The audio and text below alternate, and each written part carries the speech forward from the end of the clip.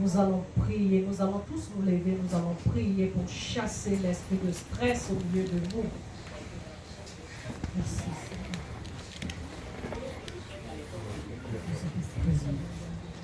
Éternel Dieu puissant, mon Dieu, nous chassons par ton nom puissant Jésus cet esprit de stress.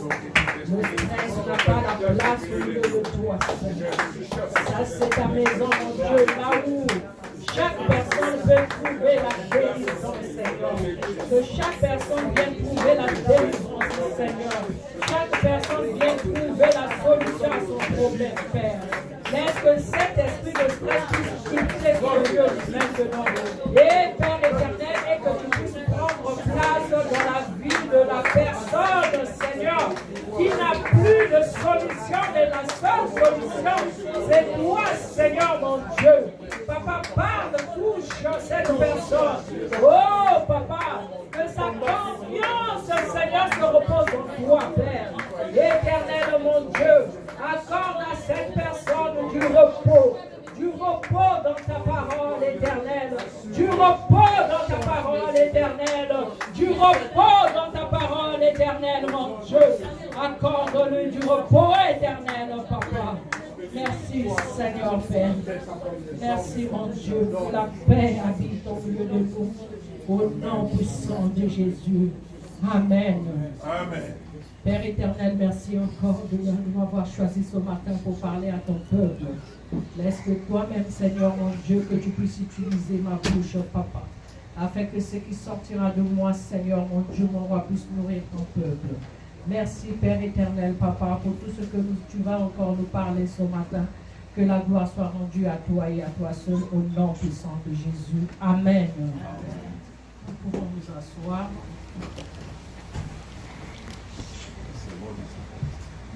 Symbole des apôtres. Nous allons réciter le symbole des apôtres ce matin. Je ne sais pas si tous ont le symbole ou bien ils connaissent ça dans la tête. C'est une prière, tous nous connaissons. On commence par « Je crois en Dieu le Père Tout-Puissant, Créateur du ciel et de la terre. Je crois en Jésus-Christ, son Fils unique, notre Seigneur, qui a été conçu du Saint-Esprit et qui est né de la Vierge Marie. Il a souffert sous Ponce Pilate, il a été crucifié, il est mort, il a été enseveli, il est descendu au séjour des morts. Le troisième jour, il est ressuscité des morts, il est monté au ciel. Il siège à la droite de Dieu, le Père Tout-Puissant. De là, il viendra pour juger les vivants et les morts. Je crois en l'Esprit Saint, je crois à la Sainte Église universelle, à la communion des saints, à la rémission des péchés, à la résurrection de la chair et à la vie éternelle. Amen. Merci. Ce matin, le thème de ma prédication serait le conseil d'un bon père. Amen. Amen. Le conseil d'un bon père. Dis à celui qui est à côté de toi le conseil d'un bon père. Le conseil d'un bon père. Le conseil d'un bon père. Le conseil d'un bon père. Sans plus tarder, nous allons aller le lire dans le livre du Proverbe 4, à partir du verset 20 jusqu'à 27. Proverbe 4, verset 20 à 27. Je vais lire la parole. Mon fils, sois attentif à mes paroles. Tends l'oreille vers mes discours, qu'ils ne s'éloignent pas de tes yeux. Garde au fond de ton cœur, car il apporte la vie à ceux qui le trouvent, la guérison à tout leur corps. Garde ton cœur plus que toute autre chose, car de lui jaillissent les sources de la vie.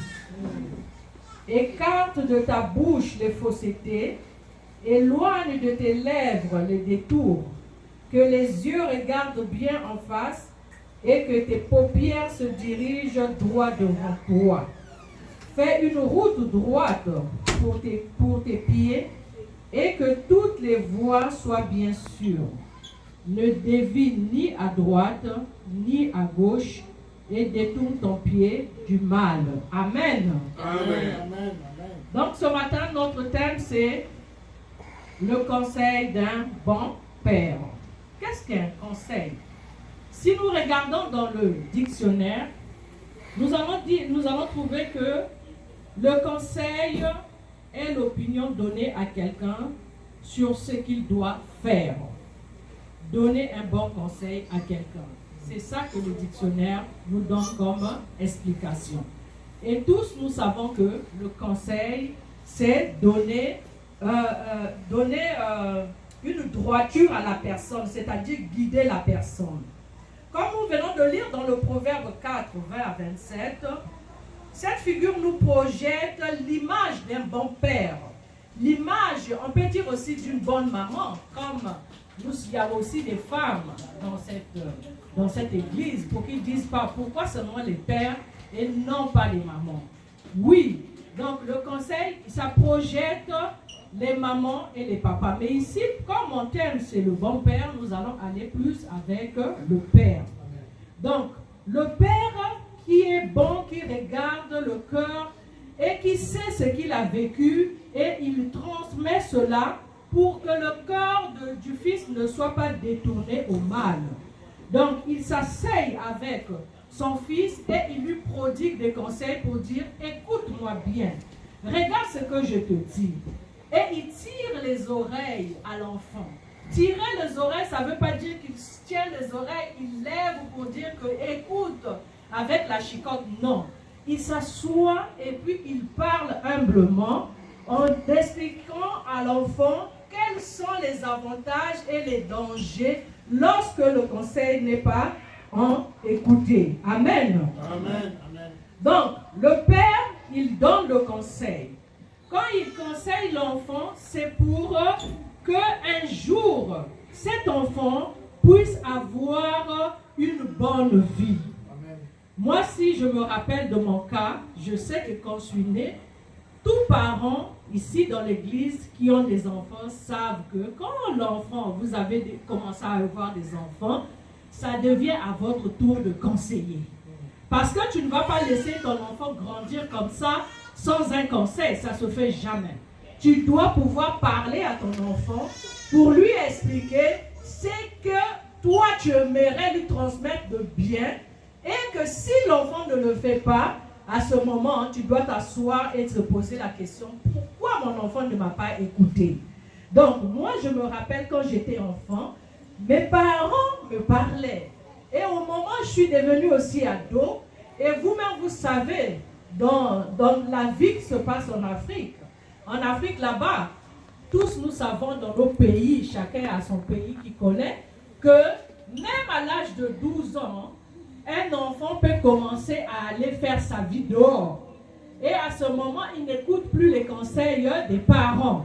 Il va trouver des raisons pour dire « Oh, c'est parce que mes parents ne me donnent pas de l'argent parce que je pars à l'école, je n'ai rien à manger. » Ou bien mes parents ne m'achètent pas des vêtements. Ou bien mes parents ne m'achètent pas des slips qui sont des bobettes. Ou bien je deviens une femme. Mes parents ne m'ont jamais acheté même des serviettes hygiéniques. Donc ça me pousse à aller chercher là où je peux en avoir. Et nous voyons que beaucoup de nos sœurs sont tombées dans ces pièges-là. Et jusqu'aujourd'hui, plusieurs ne sont jamais retrouvées. Donc, ma mère, en voyant tout cela, elle a commencé à avoir des enfants et on commençait à grandir. Et elle me disait toujours, tu sais, ma fille, la vie d'une femme est continuelle tant que tu vis sur terre. Donc aujourd'hui, si tu peux briser tes études pour dire que je veux prendre plaisir aux hommes, sache que tu souffriras un jour dans ta vie.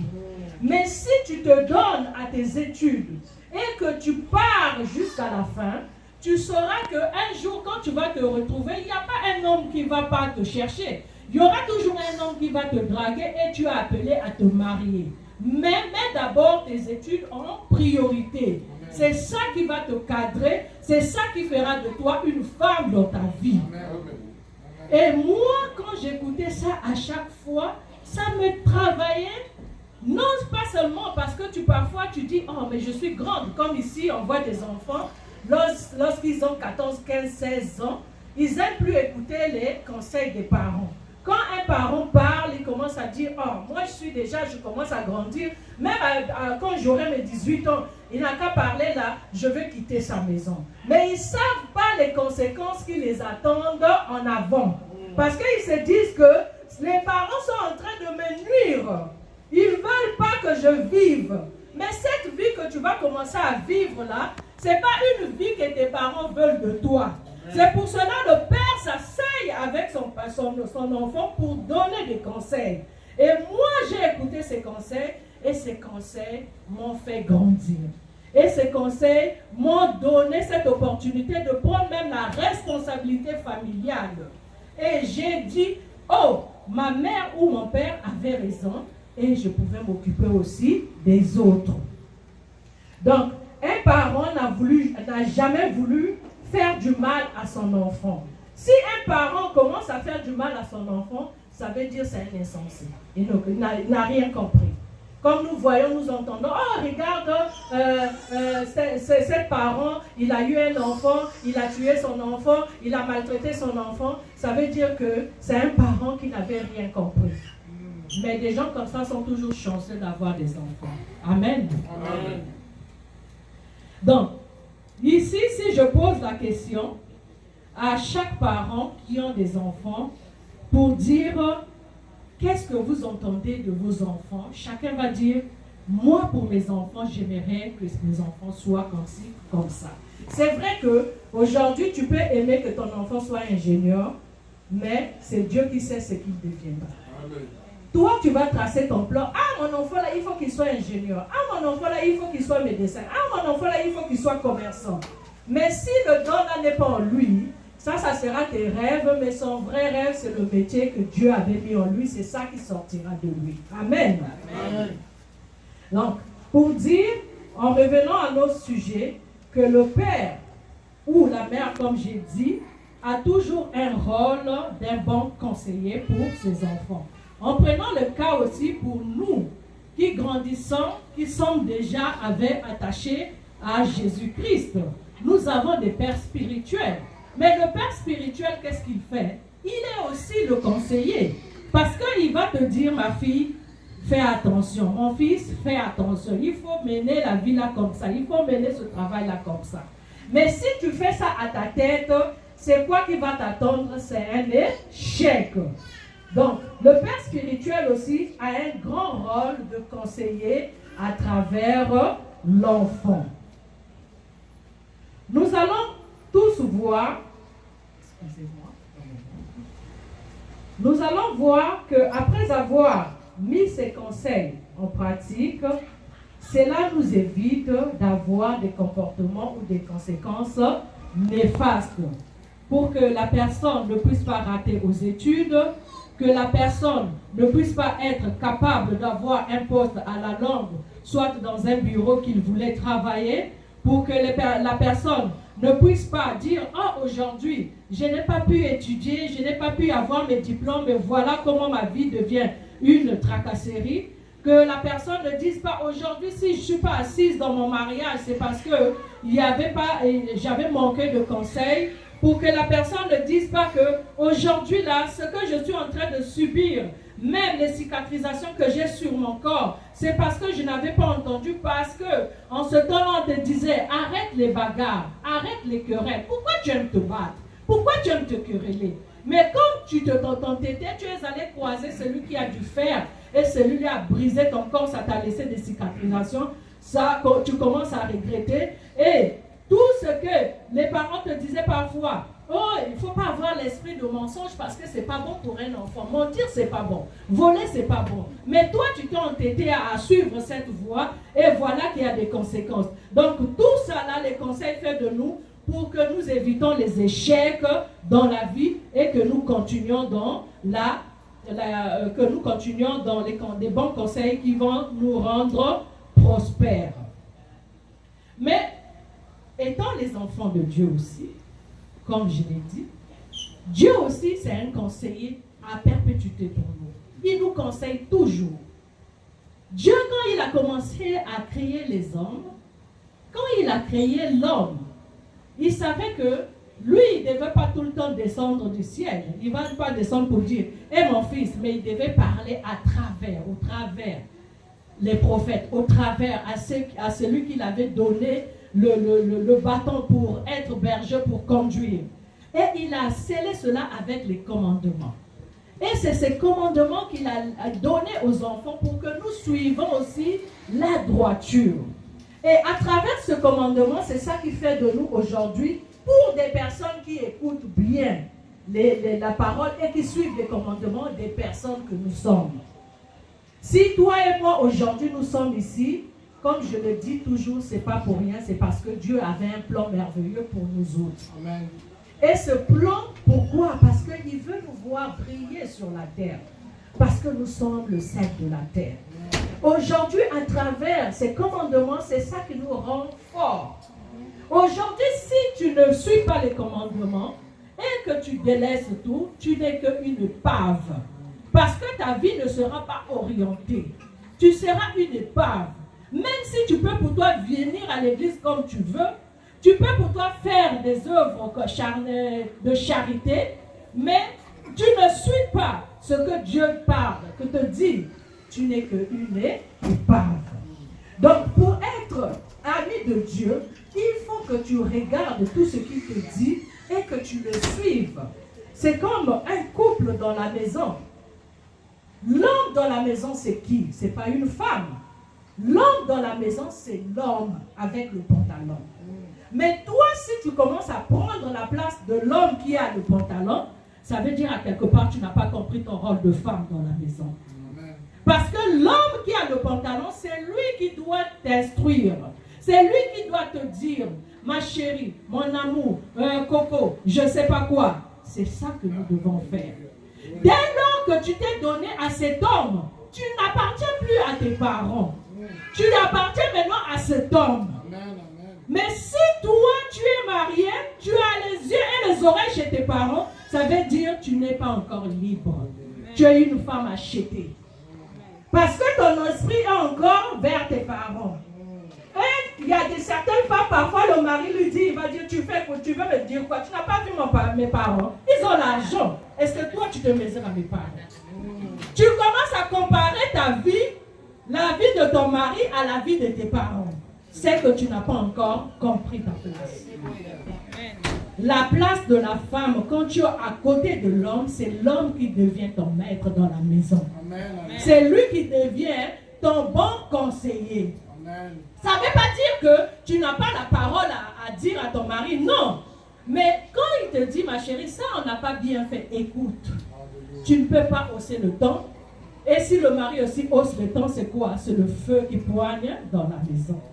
Pendant ce temps, les enfants aussi qui sont en train de regarder, parce que nos enfants, malgré qu'ils grandissent, ils voient, ils ont des souvenirs.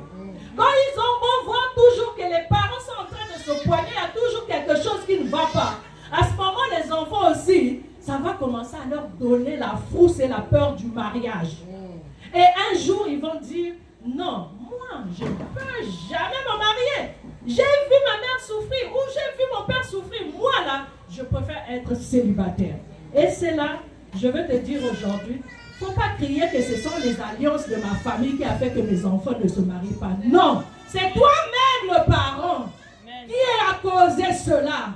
Ne commence pas à crier, oh, ce sont les sorciers, parce que je sais que dans ma famille là-bas, on n'aime pas le mariage, on n'aime pas voir quelqu'un stable. Non, c'est toi-même. Pourquoi? Parce que tu as eu la grâce du mariage, mais tu n'as pas voulu sceller ton mariage en écoutant les conseils de ton mari. Amen.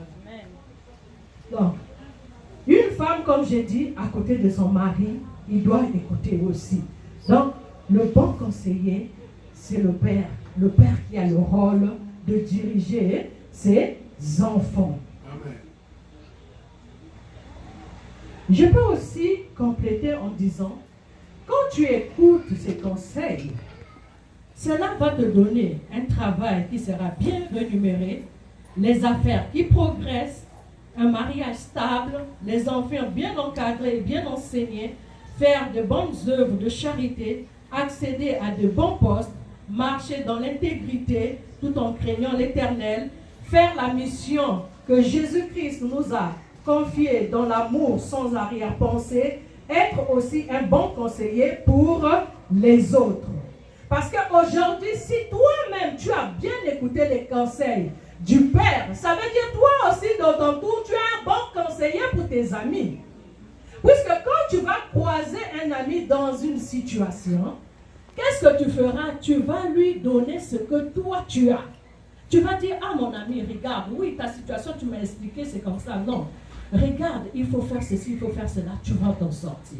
Mais si toi, de ton côté, tu n'as pas reçu un conseil dynamique que tu as gardé du bon Père, tu vas faire quoi? Tu vas dire au conseiller, à ton ami, pour dire, oh, toi aussi.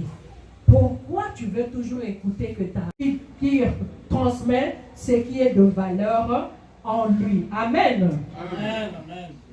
Nous allons nous rappeler de l'histoire qui est dans le livre de Luc 15, 11 à 32. Je ne veux pas le lire, mais tous nous connaissons l'histoire de l'enfant prodige. Cet enfant quoi? Ses yeux étaient braqués vers les biens du Père. Alors que le Père les encadrait, les conseillait.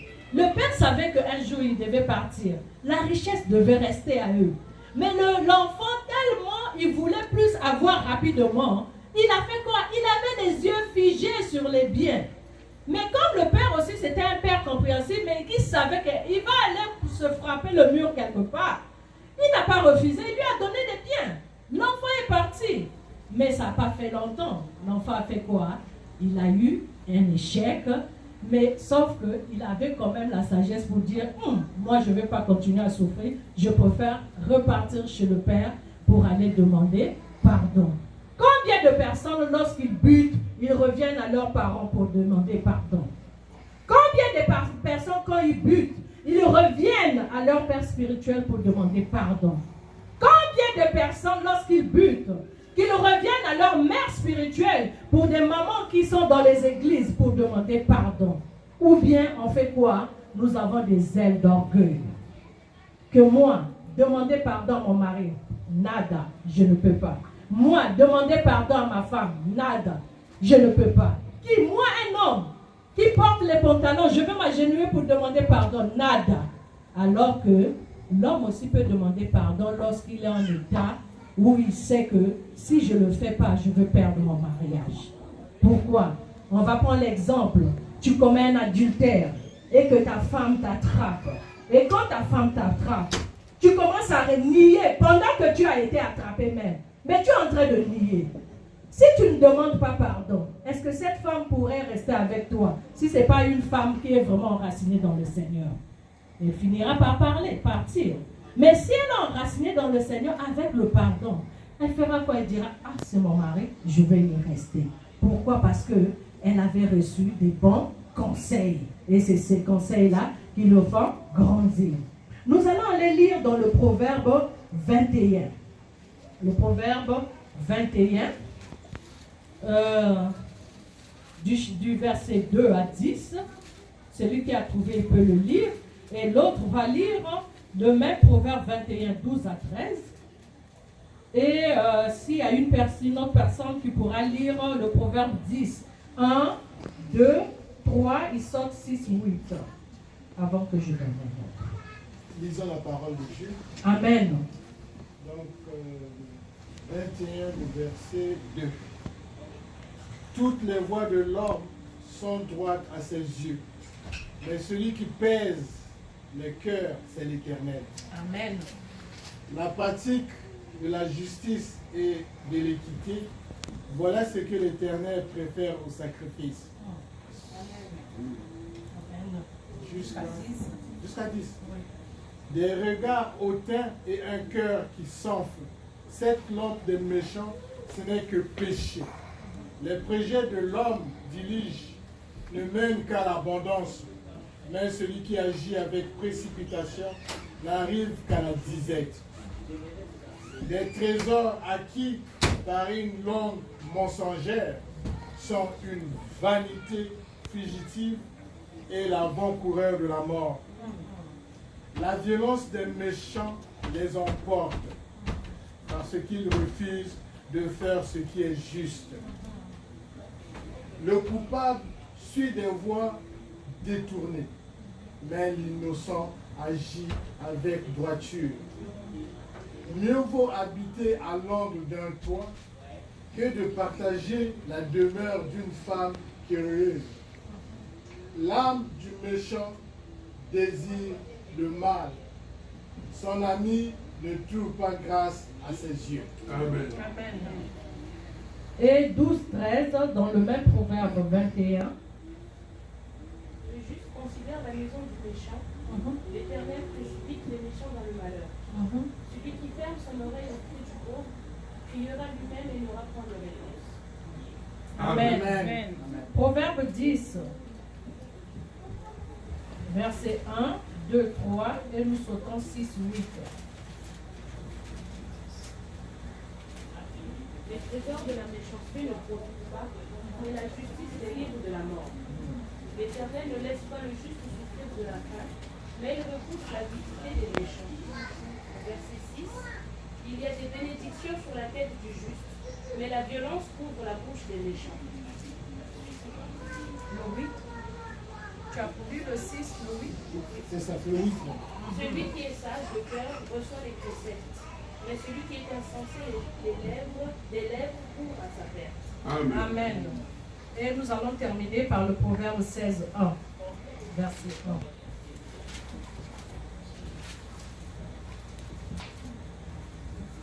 Les projets que forme le cœur dépendent de l'homme, mais la réponse que donne la bouche vient de l'Éternel. Amen.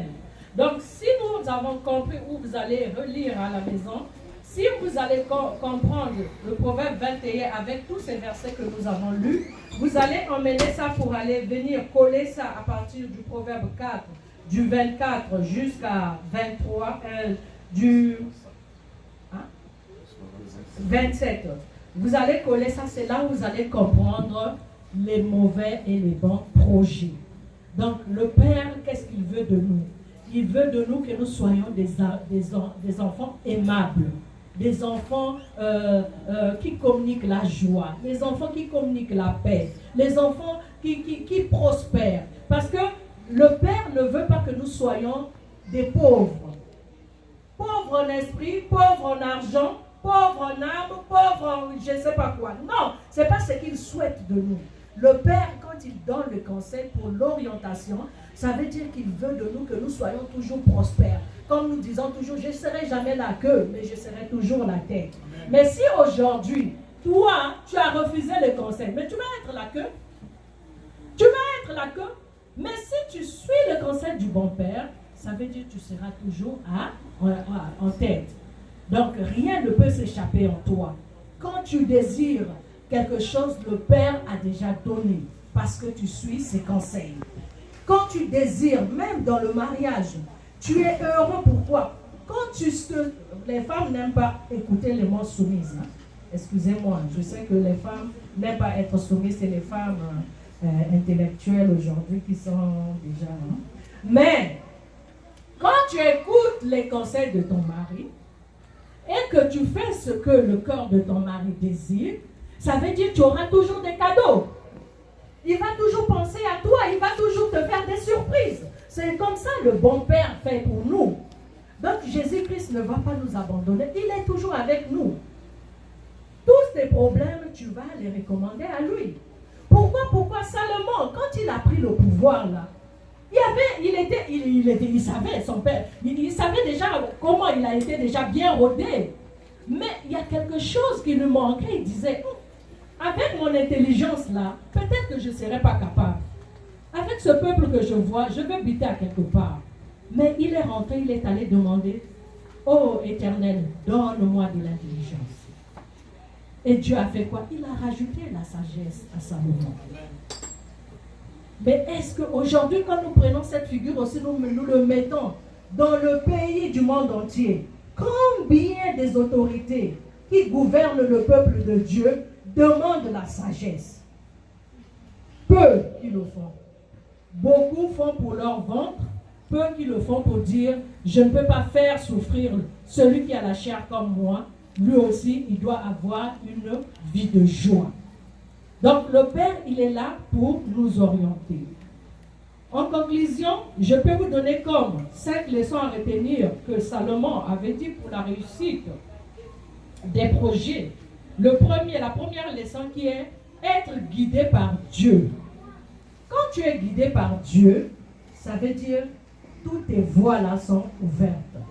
Parce qu'aujourd'hui, tu peux établir un projet et tu dis, Seigneur, je sais que j'ai mes moyens, mais si toi, tu n'es pas avec moi, cela ne peut pas aboutir. C'est lui qui va te guider pour dire, oui, pour ton projet, tu as bien mûri cela, fais cela. Ou il va te dire, il va te susciter à faire autre chose à travers cet argent afin que tu puisses t'en sortir. Maîtriser nos paroles. Il faut avoir la maîtrise des paroles. Nous aimons trop parler. Nous parlons beaucoup pour peu dire. Tu vois quelqu'un qui est en train de parler. Mais quand tu écoutes ce qu'il dit, c'est seulement quelques phrases de bon qui sont sorties de sa bouche. Le reste là, comme disaient nos professeurs, c'est des bobards. Parce qu'ils racontent pour ne rien dire.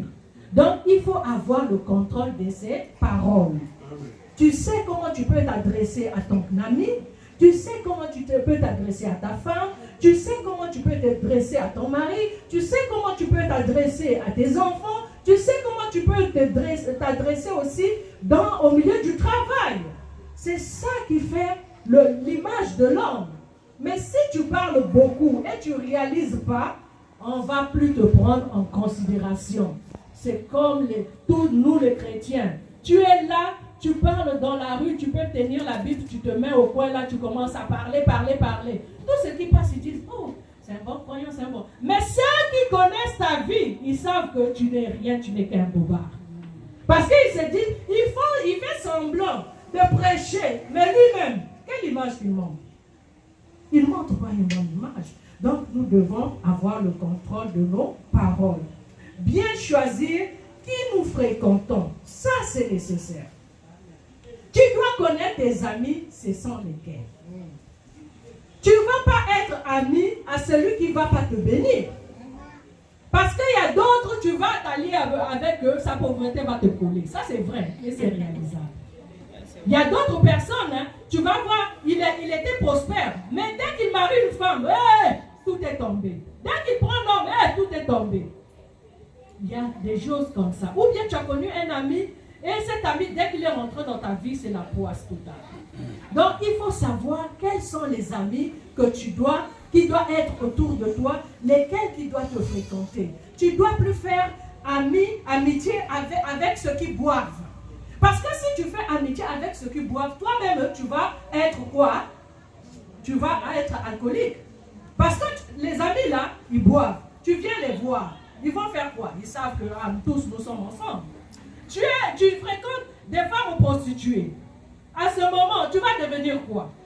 Parce que ton corps va faire, oh moi aussi je vais essayer d'abord, qu'est-ce que ça donne? Moi aussi je vais essayer d'abord, qu'est-ce que ça donne? Et quand tu essaies, c'est fini. Tu ne peux plus te revenir. Tu fréquentes celui qui est égoïste. Peut-être qu'il ne partage pas dans ta famille, mais toi tu partager. Mais quand cette personne, tu le fréquentes, et toi aussi, oui, il avait raison, aujourd'hui je ne vais pas dormir. Tu commences à cacher, tu deviens quoi? Donc il faut savoir les amis que nous fréquentons. Le mieux c'est de fréquenter des personnes que vous allez vous mûrir de la parole de Dieu. Amen. Amen. Apprécier le travail de l'autre, c'est nécessaire aussi. Si tu ne sais pas apprécier le travail de l'autre, ça veut dire que tu es mauvais. La femme te prépare la soupe, tu viens, toi aussi tous les jours la même chose. Tous les jours la même chose. Au lieu d'apprécier toujours pour dire, c'est bon, même si c'est la même chose, mais c'est bien préparé, j'aime le goût. Il faut apprécier. Tu apprécies aussi pour ton monsieur. Tu apprécies aussi pour les enfants. Nos enfants commencent à faire la cuisine. Tu dis, toi aussi, c'est comme ça qu'on prépare. J'arrive toujours avec les enfants. C'est comme ça qu'on prépare. Toi aussi. Non, apprécie. Maman, tu as préparé, c'est bon, mais la prochaine fois, il faut que tu ajoutes ceci. apprécie. Quelqu'un qui fait le travail, comme nous avons le pasteur qui apprécie. Ah, mes enfants, vous avez fait du bon travail. Il apprécie, hein. C'est Dieu qui note ça aussi. Pourquoi? Parce qu'il sait qu'on a fait du bon travail. Mais si tu viens, tu dis, ah, même si on a fait du bon travail, ah, voilà quel travail qu'ils font. Je ne vois même pas ce travail-là. C'est que tu es mauvais. Il faut savoir apprécier le travail des autres. Être généreux. Être généreux, c'est important. Mais nous savons que nous vivons dans un monde de solitude, dans un monde d'égoïsme. Chacun tire sa couverture de son côté. C'est difficile. Mais si tu as le sang de générosité en toi, ne le laisse pas, ne l'abandonne pas. Continue sur cet angle. Et ton Dieu te bénira. Donc, ce matin, c'est ça que j'avais à vous partager. Les bons conseils d'un bon père. Et celui qui a écouté ces conseils et qui les met en pratique, je crois que sa vie sera une vie heureuse et une vie de paix. Et si à quelque part tu as manqué ce conseil, demande que notre Père puisse te donner cette sagesse afin que tu puisses s'asseoir et l'écouter attentivement. Amen. Amen. Tout le monde peut écouter, mais ce n'est pas tout le monde qui peut mettre en pratique. La question est celle-ci ce matin. Es-tu capable de garder ces paroles dans ton cœur pour que tu puisses vivre? Tout le monde a écouté. Seulement, à la fin de la journée, elle nous a donné les ingrédients qui peuvent te donner la vie demain. Est-ce que es-tu capable de pratiquer le conseil qui nous a été donné? En fait, que le Seigneur nous bénisse. Amen. Amen. J'ai dit que le Seigneur nous bénisse. Amen. Alors ce matin, nous voulons offrir à notre Dieu.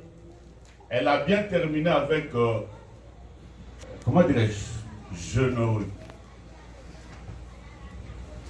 La Bible dit, donne tout ce que ton cœur désire pour donner. Avec un cœur généreux, plein de joie. Si vous avez vos dîmes, approchez-vous, le pasteur est là. Si vous avez vos offrandes, mettez-vous debout avec vos enveloppes. Et le pasteur va recevoir le dîme, va prier pour vous et va mettre l'offrande, après les communiquer. Et puis après, on va rentrer à la maison, que le Seigneur soit loué. Alléluia.